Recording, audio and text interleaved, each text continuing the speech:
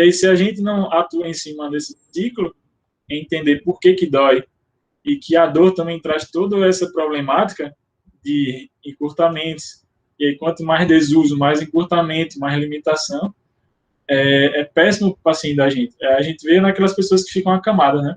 Quantos pacientes aí que estão em hospital, ficam nos leitos, né, ficar acamado, tem dificuldade na movimentação depois, ou quando começa a reabilitação de fisioterapia. É importante a gente pensar nesse processo. Então, assim, dor é uma coisa que os pacientes da gente se queixam, a gente tem que lembrar que dor é o processo final. Dor geralmente é consequência de todo um processo. E aí é importantíssimo a gente estar atento a esse processo. Com isso, né, com essa redução de mobilidade, também vamos ter efeitos diversos. Efeitos sobre músculo, em que naturalmente a gente vai ter uma atrofia do tecido, né, perda de massa muscular, porque o paciente está parado. E no início da primeira semana já é visível isso. Em que também vai ter perda funcional maior que a perda de massa, que aí entra uma coisa chamada lei do desuso. Se o paciente não usa, né, aquela musculatura como deveria, porque ele está acamado, por exemplo, vai perder, né, massa, perder função. As fibras de contração lenta apresentam maior perda em relação às de contração rápida. Então, a contração muscular começa a ter alteração também, devido a essa posição de imobilização. Então, eu vou ter encurtamento muscular, vou ter redução, né, no comprimento no número de sarcômeros, que estão lá internamente no músculo, e isso vai gerar um monte de alterações. No músculo, primeiramente, depois, sobre o tendão, a gente vai ter redução no tamanho e no número de feixes de fibras, redução do conteúdo de água, aquele tendão tende a ficar mais rígido, certo? Redução na quantidade total de glicosaminoglicanos, né, de elementos lá do tendão, e aumento da degradação do colágeno. Então, eu começo a ter um tendão mais rígido, e aí nada funcional, certo? E eu tenho desorganização na orientação das fibras. Também vou ter efeito em cima dos ligamentos e locais de inserção, com encurtamento desses ligamentos e dificuldade na reabsorção óssea e enfraquecimento desses ligamentos, podendo ter rupturas de forma mais fácil, por aí vai. Também tem efeitos sobre a parte óssea, então com dificuldade na reabsorção óssea, que nós naturalmente temos aquela capacidade de você perde massa óssea e você produz massa óssea, por conta da atuação dos osteoblastos e osteoclastos. Então você consegue degradar, produzir, degradar, produzir. Quando você vai perdendo a mobilidade e existe essa condição por patologia, e quando você vai ficando mais velho, isso fica mais evidente também, que você deixa de mover como antes.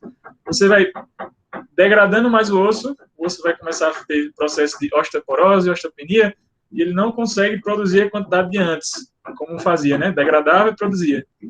E aí a gente vai tendo perda, né, de massa óssea, redução da massa óssea ocorrendo 8% por mês. Certo? E maior em ossos responsáveis pela sustentação de peso. Então, os ossos, não é à toa que, por exemplo, os idosos, quando vão perdendo mobilidade e todas essas alterações aí, podem ter os quadros de fratura, é muito comum, né, idoso ter fratura de fêmur, fratura de úmero, e as fraturas de tíbia e fíbula, né, que ocasionam, por exemplo, com quedas, com coisas do dia a dia, né, do idoso. O pessoal adora, né, deixar na casa do idoso, não sei se os parentes de vocês idosos, né, eles acabam tendo muitos tapetes, muitos elementos que dá para escorregar em casa, ou alguém vai fazer uma faxina e aí acaba deixando elementos que é fácil de escorregar, e o idoso passa direto e fratura de úmero, fratura de quadril, né, no caso de cabeça do fêmur, né, de fêmur, que é comum de acontecer. E aí a gente tem que estar um olhar atento para essas perdas que vão acontecer aí em relação ao corpo do paciente. Maior processo degenerativo, então se você pega o exame de imagem, por isso que é cheio daquele desgaste no exame, se vocês já pagaram disciplina de exame, estão pagando agora, e aí vou ter imobilização no leito e mais restrição de sustentação do peso corporal. O paciente vai tendo fraqueza de maneira geral, né? E qualquer movimento é muito desgastante para esse tipo de paciente, quando vai perdendo a amplitude de movimento. Isso a gente está falando da condição maior, né? Nas patologias no geral, em que o paciente vai ter uma perda de mobilidade, pode acontecer em um maior ou menor grau, tudo isso que eu estou citando para vocês. E aí, para a gente ganhar movimento, né, para ter essa remobilização, é importante trabalhar a amplitude de movimento articular e amplitude de movimento muscular, certo? Porque a amplitude de movimento articular vai ser importante, né, para ter os micromovimentos. Vitória está mandando uma mensagem aqui de quem for novato, manda um número para colocar no grupo de assuntos. Acho que é isso. E aí, a amplitude de movimento articular é importantíssima. Imagina assim, você para abrir o braço, você precisa que seu número vá para cima e internamente aqui na articulação, você precisa que tenha um deslizamento no sentido inferior, né, que a cabeça do número desliza inferior. Se ela não desliza por algum motivo, isso reduz a amplitude de movimento, porque o paciente não consegue abrir o braço, por exemplo, e é preciso trabalhar essa mobilização articular. A gente vai ver exemplos de técnicas em cima disso, de mobilização. E a amplitude de movimento muscular vai estar ligado à questão de flexibilidade tecidual e os movimentos amplos, né? Tanto aí entra vários exemplos de movimento, né? Movimento ginástico, movimentos de alongamento, de maneira geral, que vão melhorar essa amplitude de movimento. Depois a gente vai ter um bate-papo também de assunto, né, nas aulas sobre alongamento, que aí entra um tema bem famoso e polêmico ao mesmo tempo, né, falar de alongamento. Porque tem as pessoas e profissionais que defendem muito a ideia de alongamento, tem a galera que já meio que recrimina um pouco alongar, dependendo da situação. Se eu tenho, por exemplo, jogar uma pergunta para ver o que, é que vocês acham aqui. Se você vai se matricular, por exemplo, numa academia, aí as academias abriram, né? Voltou aí os treinos no local e tal, e aí você vai fazer, né, um treino de musculação, ou seja, um treino de hipertrofia, vou colocar aqui no chat, hipertrofia. Você acha interessante alongar antes do treino de hipertrofia ou depois do treino? Alguém acha que seria bom alongar antes do treino ou depois, e por quê? O certo seria alongar antes. Você acha que o certo seria alongar antes? Quem falou agora? Vitória. Vitória?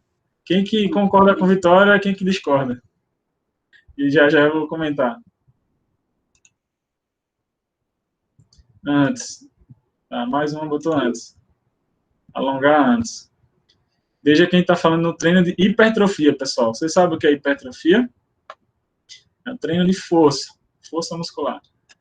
E vocês me falam aqui, pelo menos a maioria botou aqui, que alongaria antes. E uma pessoa botou que alongaria depois. Um botou antes e depois. A resposta seria a mais correta, nenhuma das duas situações. Aí vou explicar por quê, né?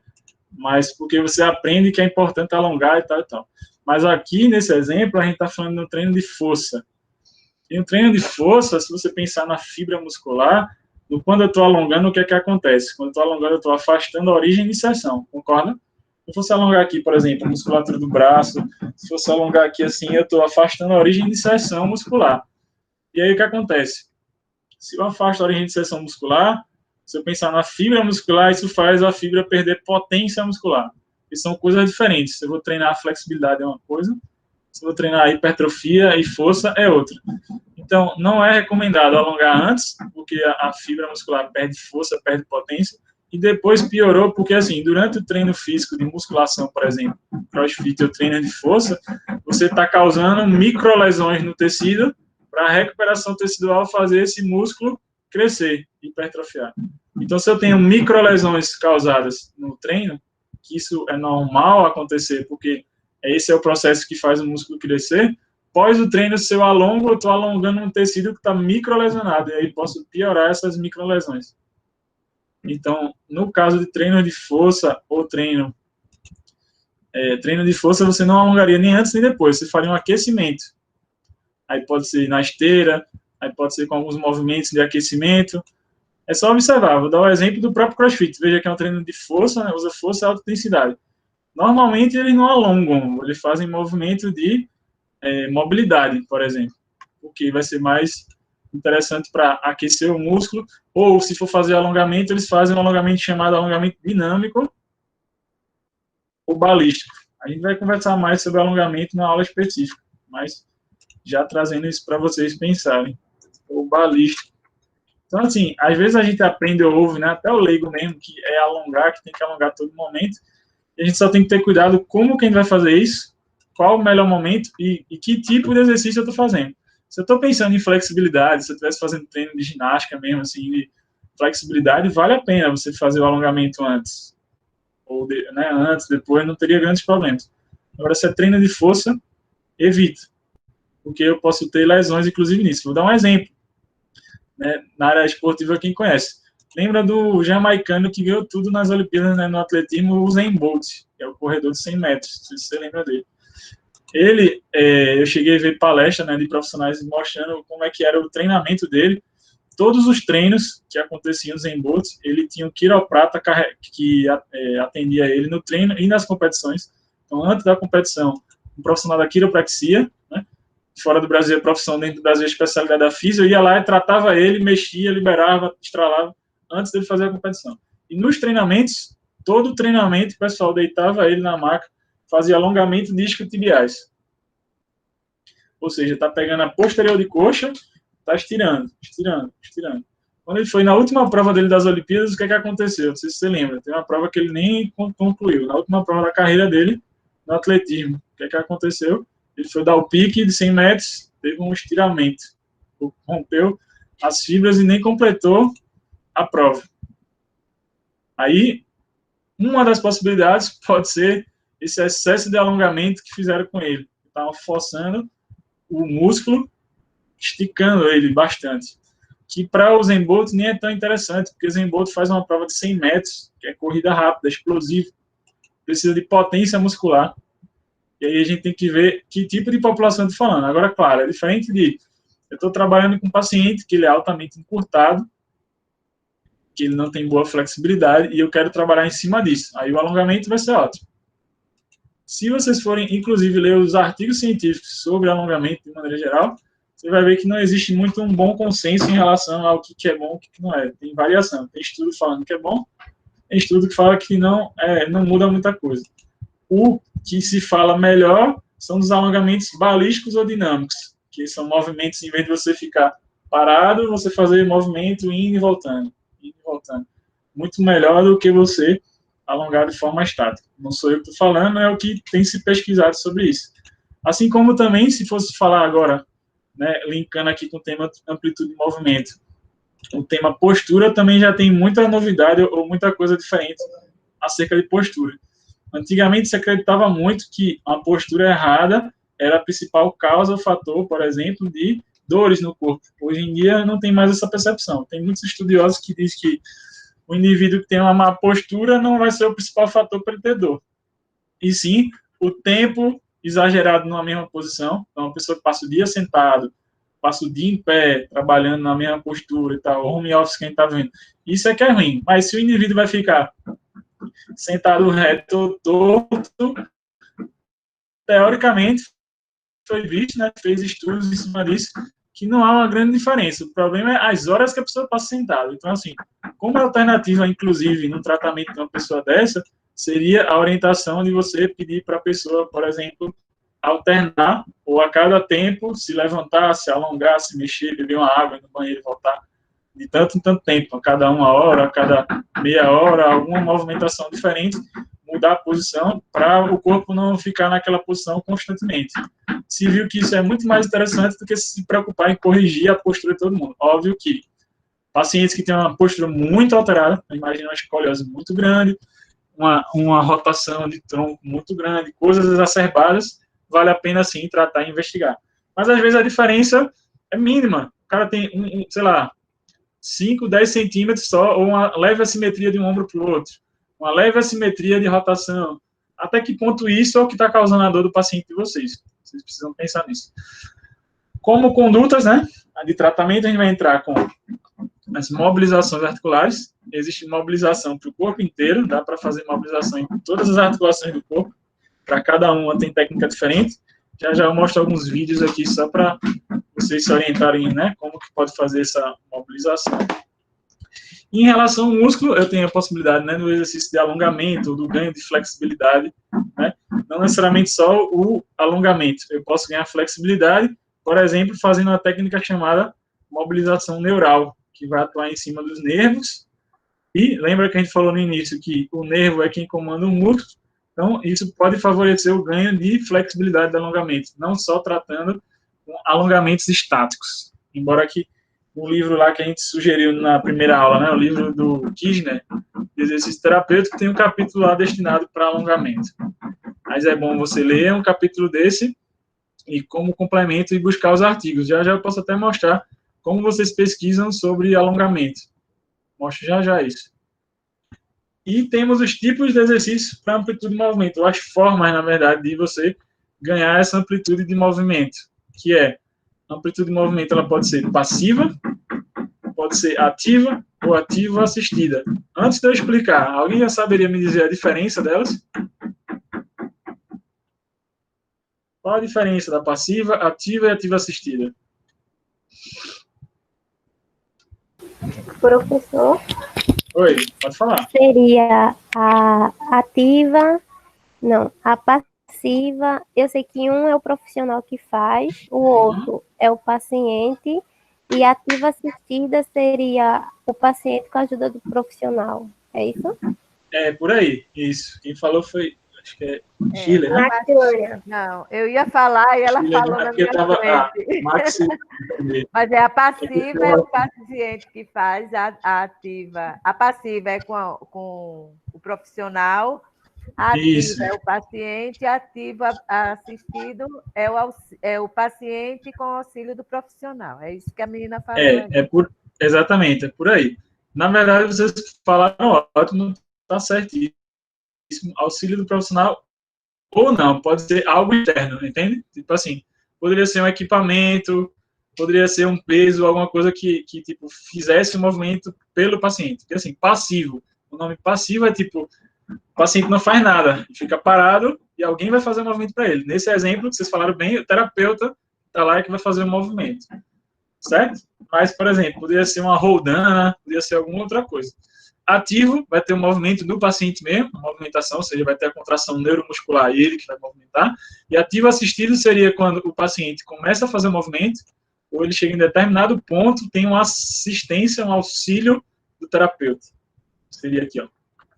Amplitude de movimento passiva. O movimento é produzido por uma força externa, normalmente o terapeuta que faz, mas a ausência de contração muscular voluntária. Força externa, então, essa força externa pode ser a gravidade, pode ser um aparelho, pode ser uma parte do corpo, do próprio indivíduo, ou o terapeuta fazendo movimento, que é o mais comum.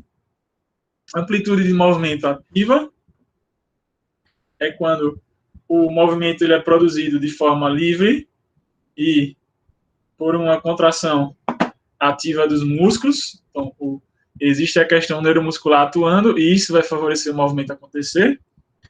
E amplitude de movimento ativo assistida é quando eu tenho um movimento realizado de maneira voluntária, mas com assistência. Essa assistência pode ser de forma manual, o terapeuta faz o contato, ou de forma mecânica, como aqui o auxílio de roldanas para fazer o movimento, ou de outro elemento externo. Certo? Essa diferença é bem clássica e importante para a gente saber, né? O que eu estou fazendo aí. Boa tarde, Luciana. E aí, passivo o terapeuta vai fazer, tem diversas mobilizações passivas, vocês vão ver um pouco aqui na disciplina de cinesioterapia, mas vai aprimorar mais as mobilizações na disciplina de recursos terapêuticos manuais, que vem depois dessa. Ativa, aí são os diversos movimentos que a gente tem para ganho de amplitude de mobilidade, tem muitos, vou dar alguns exemplos já. E ativa assistida, que a gente falou, né, que vai ter o auxílio. O objetivo de tudo isso é manter a mobilidade do tecido conjuntivo, principalmente a amplitude de movimento passiva. Manter a mobilidade do tecido, então, imagina assim, o paciente que está acamado na maca, né, que está lá no hospital. É importante que tenha um profissional que vá lá e mobilize as articulações, para a gente não ter perdas de movimento, quando esse paciente depois estiver apto ou puder voltar a fazer movimentos, a andar no hospital, a fazer movimentos. Evitar a formação de contraturas, manter a elasticidade do tecido, né, do músculo, auxiliar a circulação, movimentar o líquido sinovial para a nutrição da cartilagem, diminuir ou inibir a dor. Então, quando você começa a fazer as movimentações passivas, isso tende a melhorar as dores do paciente, se o problema relacionado à dor for alteração de mobilidade. Então, é bem comum esses movimentos serem bem utilizados no início do tratamento, principalmente, para o paciente diminuir o quadro de dor. Imagina que chega aquele cliente futuro para vocês, ele está com um quadro de dor muito exacerbado, que ele não consegue fazer muita coisa, qualquer toque incomoda, ou um toque mais grosseiro incomoda, então você vai ter que tentar manobras mais leves, manobras passivas, para poder reduzir esse quadro de dor, para ele conseguir fazer os movimentos ativos. Senão ele não vai conseguir evoluir. Certo? Auxiliar a regeneração pós-lesão ou cirurgia e manter a percepção do movimento. Quando o paciente tem a lesão, que ele fica acamado, tem a doença, né, ou quando ele fica acamado, os receptores dele sofrem alteração e ele perde alteração na percepção do movimento. Tanto é que precisa se treinar novamente essas questões com o paciente, porque ele está um tempo ali que ele está acamado, que ele está sem fazer a movimentação, e aí precisa treinar novamente. É só perceber vocês, talvez. Alguém aqui da turma que deva fazer atividade física, não sei se deve fazer, né? E quando parou aí na pandemia, não sei se parou de fazer atividade física, quando retoma, observa que não retoma com o mesmo ritmo de antes. Você perde mobilidade, perde força, perde tudo. Né? Quem treina aí, por exemplo, o paciente vai ser da mesma forma, ele apenas não treina, mas os movimentos dele do dia a dia vão estar prejudicados. Porque essa percepção do movimento também vai estar alterada. Para a amplitude de movimento ativa e ativa assistida, a gente tem objetivos específicos também, como manter a elasticidade e a contratilidade fisiológica do músculo, favorecer o feedback sensorial proveniente dos músculos de contração. Uma coisa importante de comentar aqui em relação a feedback, quando a gente for falar propriamente dos exercícios de força, de mobilidade, é importante sempre, ou já se viu que é positivo, quando você está sempre mantendo o comando verbal com o paciente, ou quando ele está fazendo um movimento, você motivar ele.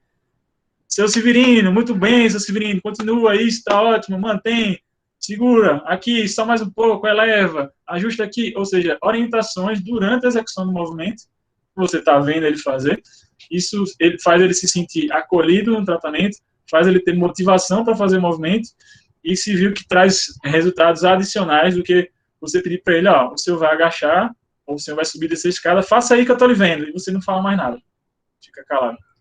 Ele não sabe. Isso acontece muito, né? É importante fazer esse comentário. Acontece muito em clínica de fisioterapia, clínica de plano ou de SUS. Não sei se vocês já passaram, né? Alguém conhecido de você ser atendido ou você foi paciente. Que eu tenho a situação de ter a pessoa e mais 20 ou 30 pessoas ao mesmo tempo, para 2 ou 3 fisioterapeutas ou poucos fisioterapeutas, o fisio chega lá, dá o pezinho e faz, ó, você vai fazer isso aqui, vai levantar o peso assim assado, vira de costas e vai embora. Não olha para o paciente fazendo o movimento, ou às vezes olha um pouquinho e vai embora. O paciente pode começar a compensar roubar no movimento e tudo mais, você não vai saber se ele está ou não. E é muito difícil você conseguir saber detalhes do paciente se você atende 30 de uma vez, concorda? Não é específico. Então, assim, o modelo que a gente tem, infelizmente, nas clínicas no dia a dia, é péssimo, porque não é um modelo que traz a realidade do tipo, você não consegue acompanhar todos os pacientes 100%, porque falta esse contato mais próximo. Então, assim, a ideia de você conseguir atender particular, atender em domicílio ou no seu consultório, no meu ver, a melhor ideia é porque você consegue tratar a individualidade de cada um, mas nem sempre é a realidade de todo mundo. Eu tive, por exemplo, na minha formação, depois na minha profissão, né, até hoje, consegui trabalhar sempre individualizado, sempre particular, graças a Deus nunca trabalhei muito, assim, tive estágios, mas trabalhar mesmo empregado nessas clínicas, graças a Deus nunca. Na época a gente ficava meio frustrado, assim, caramba, não consegui emprego assim, mas hoje eu agradeço, porque eu pude sempre buscar e fazer as condutas que eu achava mais adequadas do que você ficar preso ao sistema que você não consegue fazer muita coisa, porque tem aquele paciente mais 10 esperando ao mesmo tempo. E aí acaba virando um esquema de rodízio. Você, tipo, bota 3 ou 4 pessoas no TENS, liga eles no TENS, bota 3 ou 4 fazendo exercício, bota outros fazendo ultrassom, aí o terapeuta que sentou no ultrassom não sai dele mais, porque literalmente acabou, sai, terminou o ultrassom, levantou, já vem outro paciente, assim vai o dia todinho, dependendo do horário de se trabalhar, e fica depois só rodando, o que estava no ultrassom vai para o TENS, o que estava no TENS vai para o exercício, o outro vai não sei para onde, quando tem exercício, certo, pessoal? E às vezes a gente ouve falar, né, vocês já devem ter vivenciado ou ouvido falar dessas coisas. E aí o paciente aprende ou olha como fisioterapia aquilo ali e acaba achando que fisioterapia é só aquilo. E é muito pouco para a nossa profissão, a gente não pode aceitar isso como fisioterapia. Manter a integridade óssea e articular é importante. Como que a gente mantém, nada contra eletro, mas como que a gente mantém integridade óssea e articular, como a gente melhora a circulação, etc., só com equipamento ligado lá e acabou. Claro, o equipamento vai ter suas contribuições, sem dúvida, você deve estar pagando eletrotermifoto agora, né, se não me engano, nesse semestre. Vai ter momentos que, com certeza, um laser vai ser bem útil, um TENS vai ser bem útil, um ultrassom, principalmente no início, nas condições agudas, principalmente quando o paciente não consegue fazer nada de mobilidade, ou muito pouco, e aí você vai fazer uso dos equipamentos. Mas não pode ser a rotina da fisioterapia, ser só isso. Vou fazer uma sessão de eletroterapia. Isso aí não é fisioterapia. Igual se a gente fosse estender para outros equipamentos. Vou fazer uma sessão de ventosoterapia. Vou fazer uma sessão de kinesiotape. A eletro está muito longe. Oi, pode falar. A eletroterapia é um recurso auxiliar, né? Com certeza. Com certeza. No tratamento, não é isso? Exatamente. Então, assim, por exemplo, o paciente está com uma dor específica que ele não consegue fazer a mobilidade que a gente queria, ativa, por exemplo. E você vai tocar nele, ele está muito sensível ao toque. Qualquer toque, tem pacientes que chegam assim para vocês. A gente vai pegar pacientes tranquilos de mexer, mas também a gente pega paciente que é bombacheando, chega aquele problemão, tipo assim, muito travado, eu já peguei vários. E aí você não consegue fazer muita coisa, você mexe para um lado, dói, mexe para o outro, dói, deitado dói, em pé dói, tipo, aquele bem grave. Aí esse tipo de paciente que você talvez não consiga tocar muito bem, fazer, vai ser muito bem-vindo o recurso, principalmente os recursos analgésicos. Ou paciente pós-operatório, tem um processo de cicatrização, e aí um laser, por exemplo, vai ser bem utilizado. Ou seja, é saber pontualmente o momento de cada coisa. Mas não dá para fazer um atendimento de fisioterapia só com eletroterapia. É isso que eu quero dizer. Mas também em nenhum momento, fique claro aqui, estou dizendo que não presta o negócio. Porque a galera tem a tendência de levar para esse lado. Tipo assim, tal procedimento não presta para nada. Não é bem assim, né? Existe os momentos para cada coisa. E essa, inclusive, é a dificuldade que o aluno tem, às vezes. Às vezes, ele conhece todas as ferramentas, então ele sabe o que é eletro, sabe o que é terapia manual, sabe o que é cinesioterapia, né? Na lá frente vocês vão saber, mas não sabe a hora de juntar as peças. Assim, que momento eu uso uma coisa, que momento eu uso a outra. Porque, infelizmente, acaba tendo uma onda de... A galera se preocupa muito mais hoje em dia. Eu vejo isso vendo no mercado e comentando isso para vocês. Muito mais preocupados em fazer cursos de formação de técnica, para aprender técnica além da faculdade, que não é ruim, é bom, mas se preocupa menos com as questões básicas, se preocupa menos em entender de movimento, se preocupa menos em entender o raciocínio de por que você faz essas coisas, para que serve determinada coisa, do que outra coisa. E aí só se preocupa em aprender técnica, vira um técnico de fisioterapia, muito distante do que a gente gostaria. E aí, por isso que a gente precisa desse entendimento, desses conceitos, como a gente está começando a trazer para vocês, né, de amplitude de movimento. Melhorar a circulação e prevenir trombos, né, o paciente que tem a trombose, né, tem aqueles impedimentos ali de tratamento, né, o paciente que pode apresentar perigo aí, ter contraindicações de tratamento da fisioterapia, porque a maioria das técnicas da fisioterapia melhoram a circulação. Então, se esse trombo, por exemplo, desgarra, isso pode virar uma embolia, se ele for para o pulmão, embolia pulmonar, o paciente via óbito. Ana botou aqui, Ana Carolina, no caso do idoso que está acamado, tem uma contratura muito grande nos membros, como é feito o exercício para melhorar a amplitude? Aí, primeiro, depende da contratura, onde é e como é, qual o tecido. Aí, provavelmente, você vai começar fazendo técnicas para relaxar essa contratura, então, técnicas de massagem mesmo. Por isso que viu na ementa, na aula anterior, se você teve, que vai ter uma parte de falar de relaxamento, né, global e local, né, no membro. Então, primeiro teria que fazer uma massoterapia nesse membro, tirar essa contratura, para depois conseguir fazer exercícios de ativação muscular. Então, por exemplo, exercícios de contração isométrica, e numa evolução, exercícios de contração isotônica, em que você conseguiria fazer movimentos concêntricos e excêntricos. Isso tudo a gente vai falar na disciplina ainda. Mas, deixa eu aparecer aqui. Imagina assim, vou colocar meu braço aqui, mas seria o membro inferior, pensa aí. Se está contraturado, primeiro eu vou ter que ter técnicas para soltar, então vou fazer uma massagem, por exemplo, especificamente naquela região. Depois, posso trabalhar contrações isométricas, ou seja, estáticas, mantidas, até evoluir para movimento. Porque para evoluir para movimento, para amplitude, o paciente vai ter que ter força e vai ter que ter uma boa contração muscular de novo. E aí ele consegue fazer o exercício isotônico, que utiliza-se de contração concêntrica e excêntrica. Concêntrica aproximando a origem de seção, excêntrica afastando a origem de seção. A gente vai comentar isso na aula de fortalecimento. Certo? Aí sempre vai seguir uma sequência, Ana, aí, na sua pergunta. Vai depender do que causou essa contratura. Inclusive, acontece muito o seguinte, Ana, nessa tua fala aí. Os pacientes vêm, a gente faz a massagem, faz a liberação, começa com os exercícios, faz sei lá o quê, mas ele vem na outra semana, está contraturado de novo. Pode ter retorno, assim. Você mexe, solta, outro dia ele está tenso de novo. Aí a gente tem que ver se não existe nenhum fator de estresse, por exemplo, no dia a dia, de algum fator emocional, que possa estar causando algum problema. E aí, se isso acontece, é complicado, porque aí vai mexer com toda uma outra questão do que só a parte física. A gente hoje sabe e vê, por exemplo, na fisioterapia, que as questões físicas e emocionais estão muito ligadas. Então, assim, e idoso vai ter muito isso. Quer ver?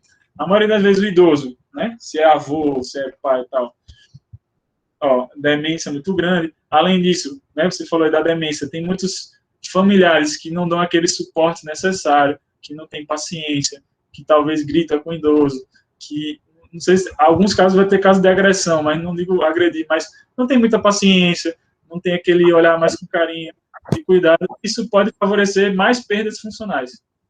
E se a cabeça não está bem, o restante não vai acompanhar. Vitória perguntou alguma coisa?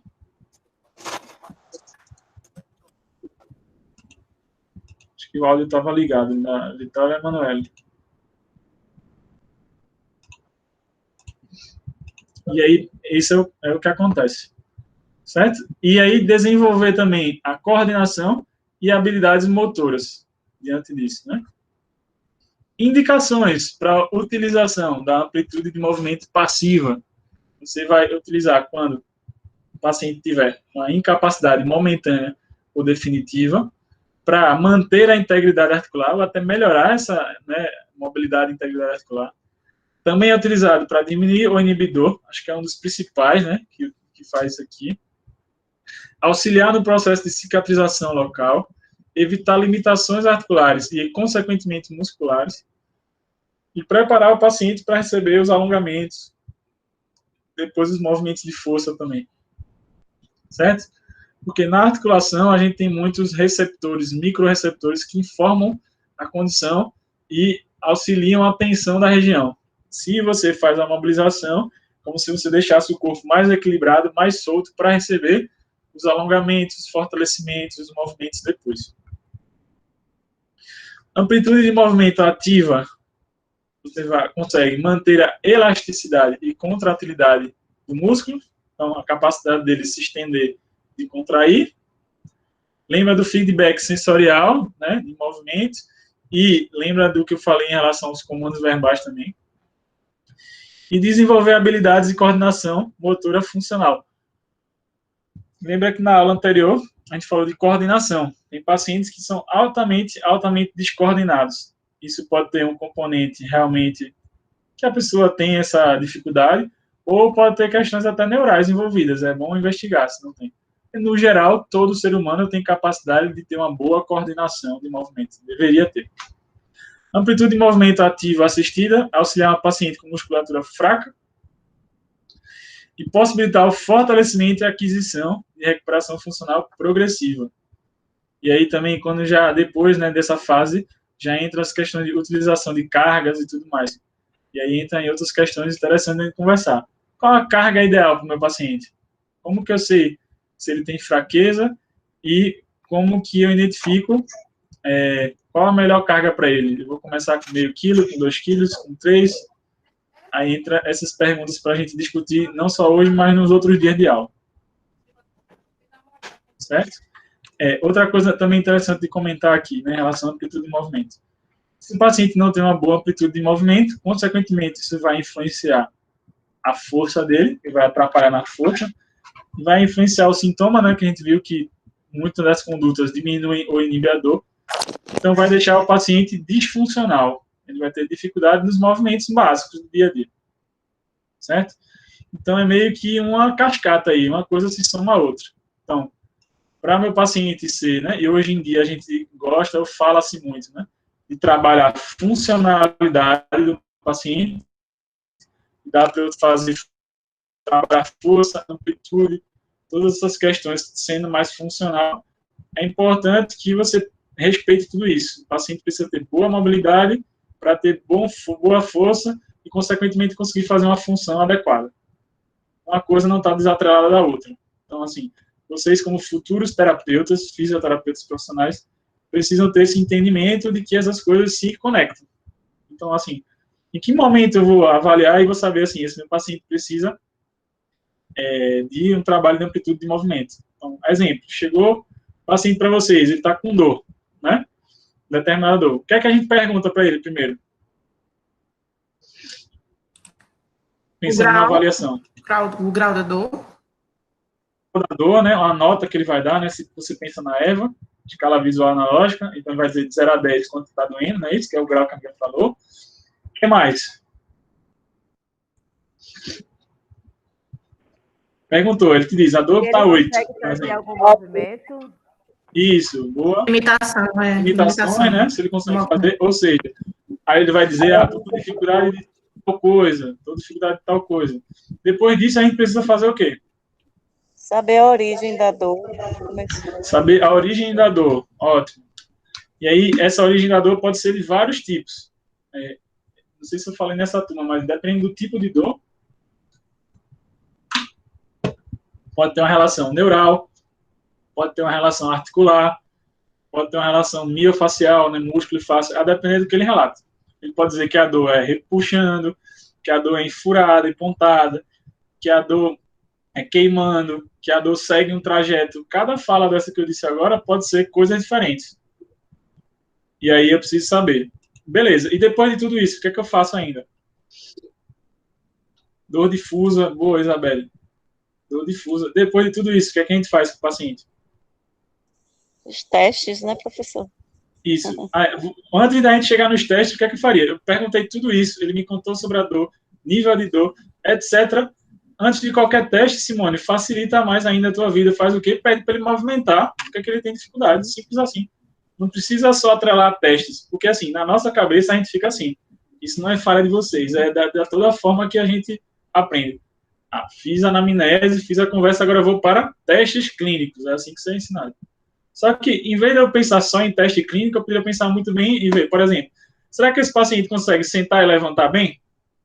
Será que esse paciente consegue subir dessa escada tranquilo? Será que para ele correr dói?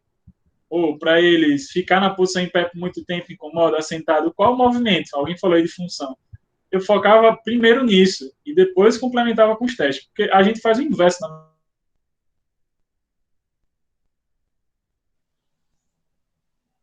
Professor, isso não faria parte da anamnese? Na medida que a gente vai fazendo a anamnese, logo em seguida, esse tipo de... Eu acho que ele não está ouvindo, não, porque travou. Ele travou. Travou, né? Acho que caiu. Deve ter caído. Para mim também travou.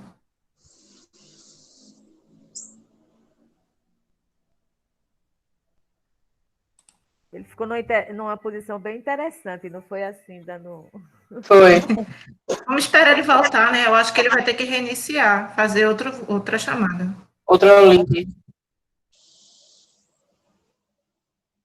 Cadê Samuel? Tá aí? Samuel tá doido, eu vou falar com ele para ele chamar o professor aqui. Samuel, fala pro professor fazer outra chamada, porque travou aqui o dele.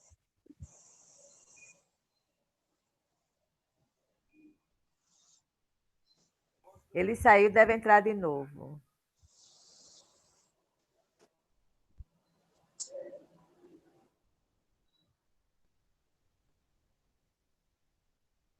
Deixa eu ver se ele vai me mandar outro link no Telegram.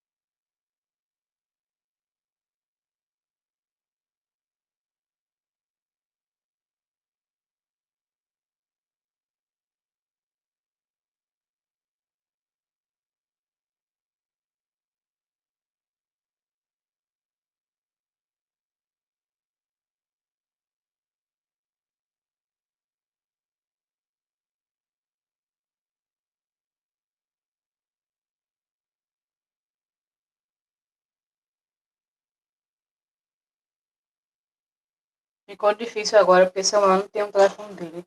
Tá tentando falar com ele pelo Telegram.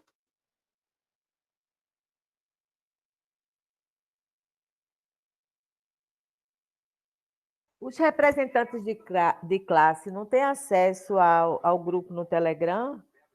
Faça uma mensagem, avisa que a gente está aguardando. Eu já mandei mensagem já, mas ele não respondeu, não.